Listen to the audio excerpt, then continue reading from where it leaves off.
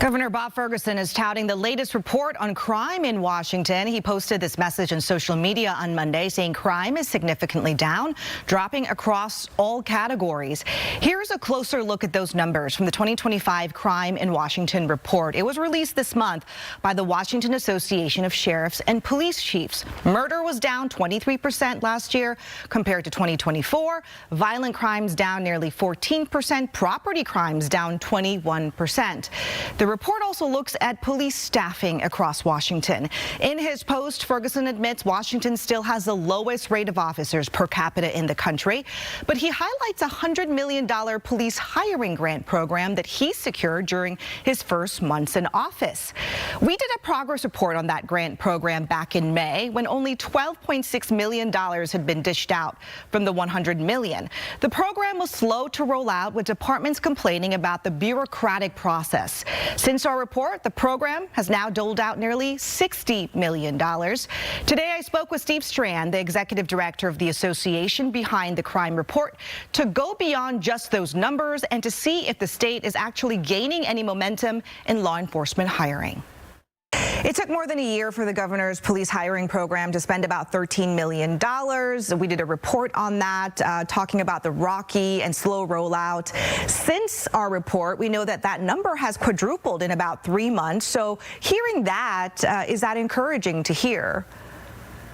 Well, certainly it's encouraging to hear that those numbers are starting to go up, that the grant dollars are starting to be allotted to individual agencies, but it was designed sort of from the start by the legislature to be, to have a lot of strings and have a lot of hoops to jump through.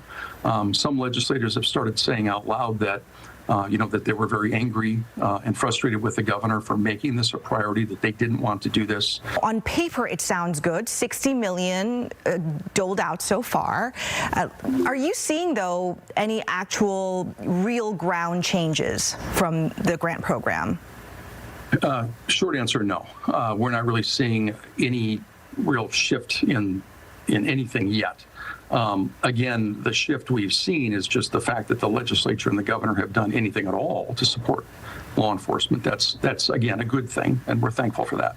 Just not too long ago, we were talking about defunding the police for some lawmakers, city leaders.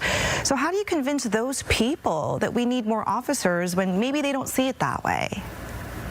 It's really an incredibly profound question you ask, and we're in a time of politics and people that feel sometimes a little bit extreme on both ends, and a lot of politics has been nationalized. It's viewed through the prism of the federal administration, and people have very strong opinions about a lot of things. And if you look at the success stories across the country where crime has really started to come down, it's when we don't make it a political issue. It's when we acknowledge that law enforcement has a really important part to play. So do community groups, so do outreach groups, so do prevention programs. We need all those things, not either or, but to have not enough officers isn't good for de-escalation. It's not good for serving victims, and it's certainly not good for wellness for those people doing the job. So you look out there at some of the stories nationwide, they'll talk about historic drops in crime, and they're seeing particularly things like homicides at historic lows going back decades, sometimes all the way back to when they started recording crime statistics. That's not what we're seeing in our state. We're not below where we were even 10 years ago, so we have not dropped at the rate that the rest of the nation has. That's a little bit concerning to me. Well, there's currently around 11,000 law enforcement officers in Washington serving more than 8 million people. Counting D.C., Washington has ranked dead last, 51st place for police staffing for more than a decade. Strand says we would need to hire hundreds, even up to 2,000 more officers just to get to 50th place.